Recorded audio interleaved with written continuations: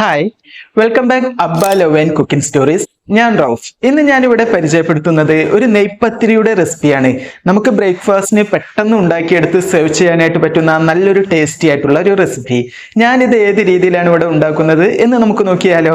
എൻ്റെ ചാനൽ ആദ്യമായിട്ട് കാണുന്നവരാണെങ്കിൽ സബ്സ്ക്രൈബ് ചെയ്യാനും തൊട്ടടുത്ത് കാണുന്ന ബെല്ലൈക്കൺ ഒന്ന് എനേബിൾ ചെയ്ത് എൻ്റെ വീഡിയോസ് മുഴുവനായിട്ട് വാച്ച് ചെയ്ത് ഇഷ്ടപ്പെട്ടാൽ ലൈക്ക് ചെയ്യാനും ഷെയർ ചെയ്യാനും കമൻറ്റ് ചെയ്യാനും മറക്കരുത്. ഇനി നമുക്ക് നേരെ റെസിപ്പിയിലോട്ട് പോകാം. ഇവിടെ 3 കപ്പ് അരി വെച്ചിട്ടാണ് നെയ്പ്പത്തിരി ഉണ്ടാക്കി കാണിച്ചു തരുന്നത്. അപ്പോൾ അതിനായിട്ട് ഞാനിവിടെ തലേ ദിവസം രാത്രിയിൽ തന്നെ ഇതിനായിട്ട് കുതിർക്കാനായിട്ട് കഴുകി വൃത്തിയാക്കിയിട്ട് നല്ല തിളച്ച വെള്ളത്തിലാണ് ഇത് സോക്ക് ചെയ്യാനായിട്ട് വെച്ചിട്ടുണ്ടായിരുന്നത്. പുഴുങ്ങലരിയാണ് കേട്ടോ നമ്മൾ ഇതിനായിട്ട് ഉപയോഗിക്കേണ്ടത്. നമ്മൾ സാധാരണ ചോറെല്ലാം ഉണ്ടാക്കുന്ന അരി. ഇതിലോട്ട് ഞാനൊരു കൈപ്പിടി അളവിൽ ചോറ് കൂടി ആഡ് ചെയ്ത് കൊടുക്കുന്നുണ്ട്. തലേ ദിവസത്തെ ചോറുണ്ടല്ലോ, നമ്മളിത് അരച്ചെടുക്കുന്ന സമയം നന്നായിട്ട് കഴുകി വൃത്തിയാക്കി എടുത്തതിന് ശേഷം ഇതിലോട്ട് ആഡ് ചെയ്താൽ നല്ലൊരു സോഫ്റ്റ് കിട്ടും കേട്ടോ. ഇനി നമുക്കിതിനെ മിക്സിയുടെ ചെറിയ ജാറിലിട്ടിട്ട് വേണം അരച്ചെടുക്കാൻ. മിക്സിയുടെ വലിയ ജാറിലാവുമ്പോൾ ഇതിൽ കുറച്ച് തരി കൂടാനായിട്ട് ചാൻസ് ഉണ്ട്. അപ്പോൾ അത് പാടില്ല. നല്ല ഫൈൻ പേസ്റ്റായിട്ട് നമുക്കിതിനെ അരച്ച് കിട്ടണം. നമ്മൾ തേങ്ങയെല്ലാം അരച്ചെടുക്കുമല്ലോ, അതേ ഒരു രീതിയിൽ വേണം നമ്മളിതിനെ അരച്ചെടുക്കാൻ. കുറച്ച് വെള്ളം കൂടി ഒഴിച്ച് ആ ഒരു രീതിയിൽ വേണം നമ്മളിതിനെ അരച്ചെടുക്കാൻ കേട്ടോ. ഈ ഒരു രീതിയിൽ അരച്ചെടുത്താൽ തീരെ തരിയില്ലാതെ നല്ല രീതിയിൽ തന്നെ നമുക്കിത് ഉണ്ടാക്കിയെടുക്കാനായിട്ട് പറ്റും. തരി ഉണ്ടായിക്കഴിഞ്ഞാൽ നമ്മളിത് പൊരിച്ചെടുക്കുന്ന സമയത്ത് അതിൻ്റെ മുകളിലോട്ടായിട്ട് നമ്മുടെ ഈ റവ ഒക്കെ ഉണ്ടാവുമല്ലോ, അതുപോലെ ഇങ്ങനെ ഒരു തരിതരിപ്പായിട്ട് കിടക്കും, ഭയങ്കര ഹാർഡായിട്ടും പോകും. അപ്പോൾ ഈ ഒരു രീതിയിൽ ഉണ്ടാക്കിയെടുക്കാനായിട്ട് ശ്രദ്ധിക്കണം. ഞാൻ ഫസ്റ്റ് ബാച്ച് ഇവിടെ അരച്ചെടുത്ത് ഇതുപോലെ ഒരു ബൗളിലോട്ട് ആഡ് ചെയ്ത് കൊടുക്കുന്നുണ്ട്. ഇനി ഞാനിവിടെ അടുത്ത ബാച്ചിൻ്റെ കൂടെ 3 ചെറിയ ഉള്ളി കൂടി ആഡ് ചെയ്ത് കൊടുക്കുന്നുണ്ട്. ചെറിയ ഉള്ളി ചേർക്കുന്നത് നല്ലൊരു ടേസ്റ്റ് കിട്ടാൻ വേണ്ടിയിട്ടാണ്. ഇത് ചേർത്താൽ നല്ലൊരു ടേസ്റ്റ് ആയിരിക്കും. എന്നിട്ട് നമുക്ക് അതിൻ്റെ കൂടെ കുറച്ച് അരി കൂടി ആഡ് ചെയ്ത് അതിലോട്ട് 1 ടീസ്പൂൺ അളവിൽ പെരിഞ്ജീരകം കൂടി ആഡ് ചെയ്ത് കൊടുക്കണം. വലിയ ജീരകം ആഡ് ചെയ്ത് കൊടുത്ത് ഇതിലോട്ട് ആവശ്യത്തിനുള്ള വെള്ളം ഒഴിച്ച് കൊടുത്ത് ആ ഒരു രീതിയിൽ വേണം അരച്ചെടുക്കാൻ. പെരിഞ്ജീരകത്തിൻ്റെ അളവും അതുപോലെ തന്നെ ചെറിയ ഉള്ളിയുടെ അളവും കൂടാനായിട്ട് പാടില്ല കേട്ടോ. കൂടിക്കഴിഞ്ഞാൽ ഇതിന് വേറൊരു ടേസ്റ്റായി പോകും. ഇതിൻ്റെ ആ ടേസ്റ്റ് മുന്തി നിൽക്കും. അത് കൂടുതൽ ശ്രദ്ധിക്കണം കേട്ടോ. ഇനി ഞാനിവിടെ അടുത്ത ബാച്ച് അരച്ചെടുക്കാനായിട്ട് പോവാണ്. അപ്പോൾ അതിൻ്റെ കൂടെ ഞാനിവിടെ ഒരു 3 കപ്പ് അളവിൽ തേങ്ങാ ചിരവിയത് കൂടി ആഡ് ചെയ്ത് കൊടുക്കുന്നുണ്ട്. കൂടുതൽ തേങ്ങാ ചിരവിയത് ആഡ് ചെയ്ത് അരച്ചെടുക്കുകയാണെങ്കിൽ നല്ലൊരു ടേസ്റ്റ് ആവും കേട്ടോ. നമ്മൾ കറിയിലോട്ടൊക്കെ അരച്ചെടുക്കുമല്ലോ, ആ ഒരു രീതിയിൽ വേണം നമ്മളിതിനെ അരച്ചെടുക്കാനായിട്ട്. നല്ല ഫൈനായിട്ട് പേസ്റ്റായിട്ട് അരച്ചെടുത്ത് നമുക്കിതിലോട്ട് ആഡ് ചെയ്ത് കൊടുക്കണം. ആ ഒരു തരിപ്പൊന്നും നമ്മുടെ ഈ ഒരു പത്തിരിയിലോട്ട് വരാനായിട്ട് പാടില്ല കേട്ടോ. കുറച്ച് വെള്ളം കൂടി ഒഴിച്ച് കൊടുത്ത് ആ ഒരു രീതിയിൽ വേണം നമ്മളിതിനെ അരച്ചെടുക്കാൻ. എന്നിട്ട് നല്ല ഫൈൻ പേസ്റ്റായിട്ട് ഞാൻ ഇതുപോലെ ഇവിടെ അരച്ചെടുത്ത് മുഴുവനായിട്ട് മാറ്റി വെക്കുന്നുണ്ട്. ഇതിലോട്ട് ആവശ്യത്തിനുള്ള ഉപ്പ് കൂടി ആഡ് ചെയ്ത് കൊടുക്കുന്നുണ്ട്.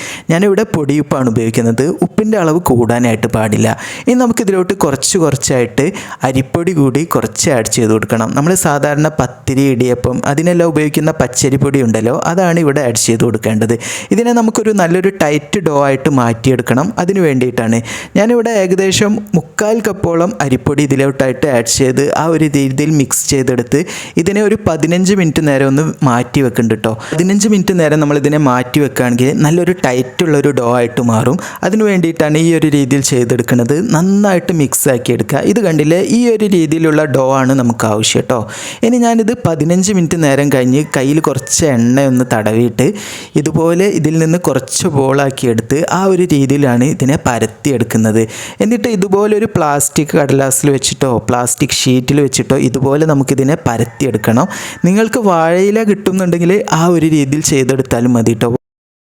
ഇനി ഞാനിതിനെ കൈകൊണ്ട് ഇതുപോലെ ഇങ്ങനെ പ്രസ് ചെയ്തെടുത്തിട്ടാണ് പരത്തിയെടുക്കുന്നത്. ഇത് പരത്തിയെടുക്കുമ്പോൾ അതുപോലെ തന്നെ കൂടുതലായിട്ട് കട്ടി കൂടാനും പാടില്ല, അതുപോലെ നൈസ് പത്തിരി പോലെ അധികം കട്ടി കുറയാനും പാടില്ല കേട്ടോ. ആ ഒരു രീതിയിൽ വേണം നമ്മളിതിനെ പരത്തിയെടുക്കാൻ. ഇത് കണ്ടില്ലേ, ഈ ഒരു രീതിയിൽ വേണം നമ്മളിതിനെ പരത്തിയെടുക്കാൻ. എന്നാൽ ഇതിൻ്റെ ഉൾഭാഗമെല്ലാം നല്ല രീതിയിൽ വെന്തും നല്ലൊരു സോഫ്റ്റും ആയി കിട്ടും.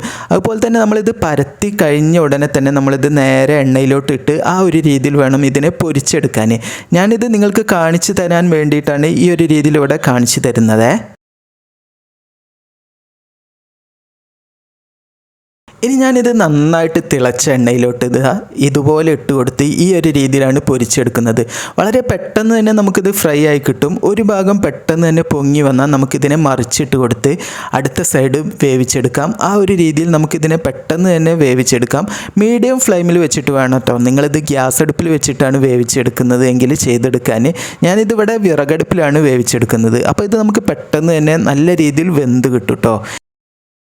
ഞാൻ നേരത്തെ പറഞ്ഞല്ലോ, ഇതുപോലെ ഇങ്ങനെ പരത്തിയെടുത്തിട്ട് നമ്മൾ നേരെ എണ്ണയിലോട്ട് ഇട്ട് കൊടുക്കണം. ആ ഒരു രീതിയിൽ വേണം നമ്മളിതിനെ പൊരിച്ചെടുക്കാൻ കേട്ടോ. നമ്മളിത് പരത്തിയെടുത്ത് കുറച്ച് നേരം വെച്ച് ആ ഒരു രീതിയിൽ ചെയ്തെടുക്കാൻ നമുക്കിത് കഴിയില്ല. കാരണം ഇത് പെട്ടെന്ന് തന്നെ ഒട്ടിപ്പിടിക്കാനായിട്ട് ചാൻസ് ഉണ്ട്. അപ്പോൾ ഈ ഒരു രീതിയിലാണ് നിങ്ങളിതിനെ ഉണ്ടാക്കിയെടുക്കേണ്ടത്.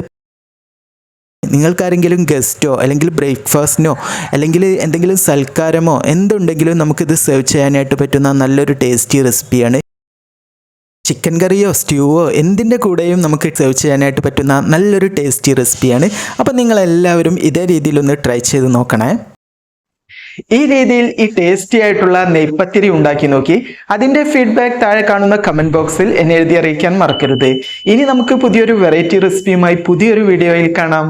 താങ്ക്